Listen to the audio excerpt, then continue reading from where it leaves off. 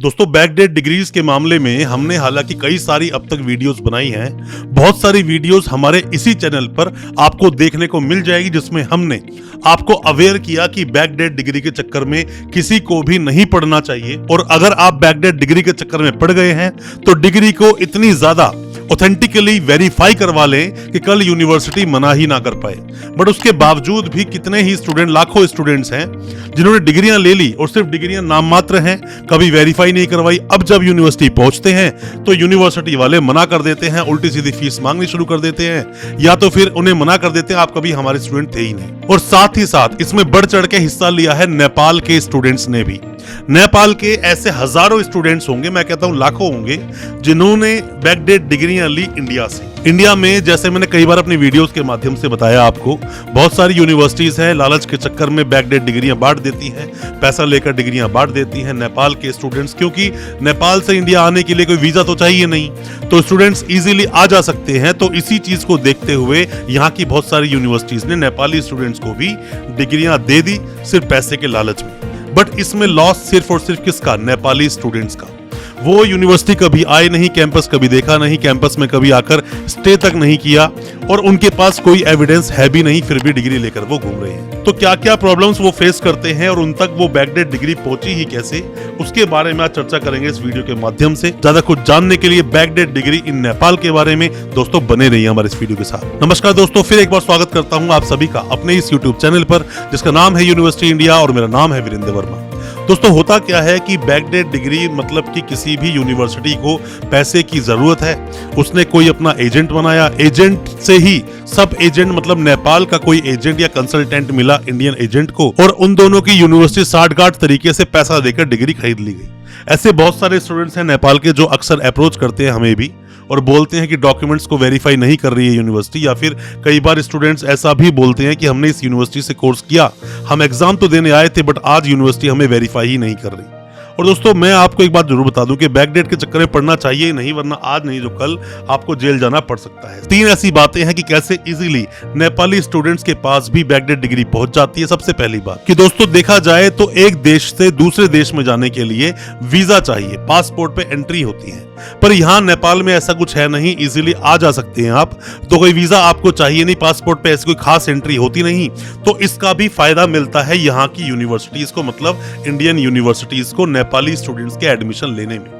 और नेपाली स्टूडेंट्स भी सोचते हैं कि इजी रहेगा हमारे लिए कि यहाँ पर हम पास नहीं कर पा रहे हैं, हमें एडमिशन ले लेना चाहिए। और इंडियन सभी यूनिवर्सिटीज की पूरी वैल्यू है नेपाल में। नेपाल में किसी भी संस्था में, किसी भी गवर्नमेंट जॉब में, किसी भी प्राइवेट जॉब में या फर्दर एजुकेशन के लिए स्टूडेंट्स डॉक्यूमेंट्स का इस्तेमाल करते हैं। ये बहुत बड़ा एक बेनिफिट मिल जाता है नेपाली स्टूडेंट्स को, ये बहुत बड़ा एक एडवांटेज मिल जाता है नेपाली स्टूडेंट्स को डिग्री लेने में और इंडियन यूनिवर्सिटीज को डिग्रियां बांटने में, पैसा कमाने में। दोस्तों आप किसी भी यूनिवर्सिटी के कोई भी डॉक्यूमेंट्स वेरीफाई करवाना चाहते हैं, वेरिफिकेशन के काफी सारे प्रोसेस होते हैं, पर जैसा मैं हमेशा अपनी वीडियोस के माध्यम से बोलता हूं कि आरटीआई एक बहुत अच्छा ऑप्शन होता है। गवर्नमेंट प्रोसेस के थ्रू आपके डॉक्यूमेंट्स वेरीफाई हो जाते हैं, फिर भी आप चाहे तो सीधा यूनिवर्सिटी से ही वेरीफाई करवा सकते हैं। यूनिवर्सिटीज अपनी वेबसाइट पर डिटेल डाल के रखती हैं, या फिर आरटीआई लगवाएं, इसमें हम आपकी मदद कर सकते हैं। और अगर कोई भी डॉक्यूमेंट किसी भी यूनिवर्सिटी से आपने लिए हैं, अब फर्दर डॉक्यूमेंट्स आप निकालना चाहते हैं, माइग्रेशन डिग्री, एलओआर, ट्रांसक्रिप्ट कुछ भी निकालना चाहते हैं और आप यूनिवर्सिटी से बहुत दूर हैं, आप हेल्पिंग हैंड चाहते हैं, तो हो सकता है इसमें भी हम आपकी कोई मदद कर सकें। कोई भी डॉक्यूमेंट्स जो आपके यूनिवर्सिटी में भी पेंडिंग है, और दोस्तों कोई भी आप मदद चाहते हैं वेस्ट प्रोसेस में या फिर डिग्री को वेरीफाई करवाने के लिए, आप हमसे भी कांटेक्ट कर सकते हैं। अब बात करते हैं दूसरे पॉइंट की कि कैसे इन सभी नेपाली स्टूडेंट्स के पास डिग्री पहुंच जाती है। दोस्तों मैं आपको एक बात बताऊं, होता क्या है कि कोई भी कंसल्टेंसी के वे में काम कर सकता है। Article 19 of constitution of India जो आपको परमिशन देता है कि कोई भी लीगल काम, कोई भी ऐसा काम जो एज पर द लॉ है, लीगल है, वो कोई भी काम आप कर सकते हैं। आर्टिकल 9 का जी पॉइंट आप अगर देखेंगे, उसमें लिखा है to practise any profession, to carry on any occupation, trade और बिजनेस। कोई भी काम आप कर सकते हैं, जो भी एज पर द लॉ है आप कर सकते हैं, कोई रोक टोक नहीं। इसीलिए कंसल्टेंट इजीली बेधड़क काम करते हैं, बेधड़क एडमिशंस लेते हैं। और हम भी जो ये बात आपको बता पा रहे हैं, जिसमें बोलते हैं अभिव्यक्ति की आजादी, फ्रीडम ऑफ स्पीच, आर्टिकल 19 ही बोलता है, क्योंकि जितने भी आपके फंडामेंटल राइट्स हैं उन सभी को प्रोटेक्ट करता है सुप्रीम कोर्ट। सुप्रीम कोर्ट इसका गारंटर है, तो कोई भी आपको बोलने से और कोई काम करने से रोक नहीं सकता। अब दूसरे मुद्दे में आता है दोस्तों बैकडेट की डिग्री की फीस कम होना। क्योंकि जब कोई स्टूडेंट बीटेक कर रहा है नेपाल में तो हर साल की वो फीस जमा कर रहा है, हर सेमेस्टर की फीस जमा कर रहा है, उसके बावजूद भी वो पास नहीं हो पा रहा है वहां से। तो उसके पास एक इजी सॉल्यूशन मिल जाता है कि हम थोड़ा सा अमाउंट देकर इंडियन किसी यूनिवर्सिटी से क्यों ना बैकडेट की डिग्री खरीद लें, हमारे साल भी बच जाएंगे, पैसा भी बच जाएगा और हम इन डॉक्यूमेंट्स को आगे यूज भी कर पाएंगे। ऐसा नहीं कि सभी यूनिवर्सिटी डॉक्यूमेंट्स को डीवेरीफाई करती है, बहुत सारी यूनिवर्सिटीज हैं जो वेरीफाई भी करते हैं, बट ये बातें ज्यादातर ओपन प्लेटफॉर्म पर आई नहीं और ज्यादातर यूनिवर्सिटीज तक बात पहुंची नहीं, या फिर ज्यादातर लोगों को इस बातों को पता है नहीं। पर ऐसा होता है दोस्तों। तो यहाँ फीस कम होना भी और एकदम से समय पूरा बचा लेना भी एक पॉइंट बनता है इसके अंदर। मैं एक सेमिनार में था नेपाल में एक बार, उसमें सेमिनार में मुझे बुलाया गया था कि मैं एजुकेशन पर कुछ बोलूं।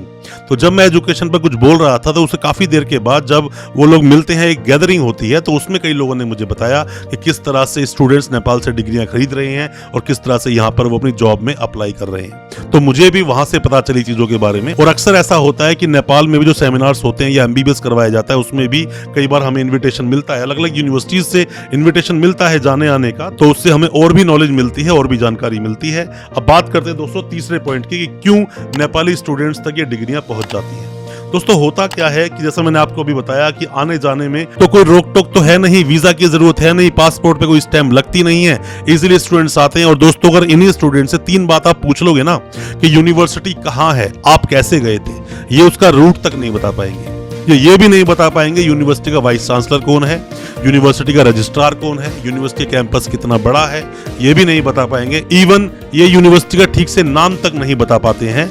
और तो और इनके पास कोई फीस रसीद नहीं होती, कोई आईडी कार्ड नहीं होता, इवन एडमिट कार्ड्स नहीं होते, कोई भी ऐसी चीज इनके पास होती ही नहीं। इसी चीज का फायदा उठाती हैं यूनिवर्सिटीज।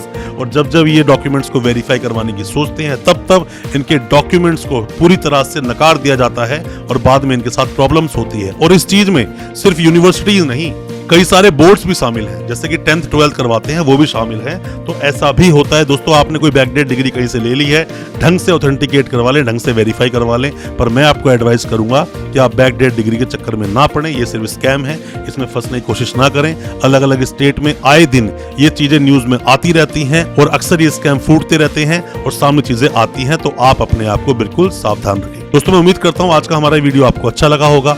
अच्छा लगा हो वीडियो, हमारी वीडियो को ज्यादा से ज्यादा अपने दोस्तों, परिजन, परिवार तक शेयर करें ताकि वो भी अपने आप को जानकार बना सकें। और साथ ही चैनल को सब्सक्राइब करना बिल्कुल ना भूलें, साथ में लगा बेल आइकन जरूर दबा दें ताकि इसी तरह की एजुकेशनल वीडियोस आप तक पहुंच सके सबसे पहले। बहुत बहुत शुक्रिया दोस्तों, धन्यवाद हमारे इस वीडियो के साथ बने रहने के लिए।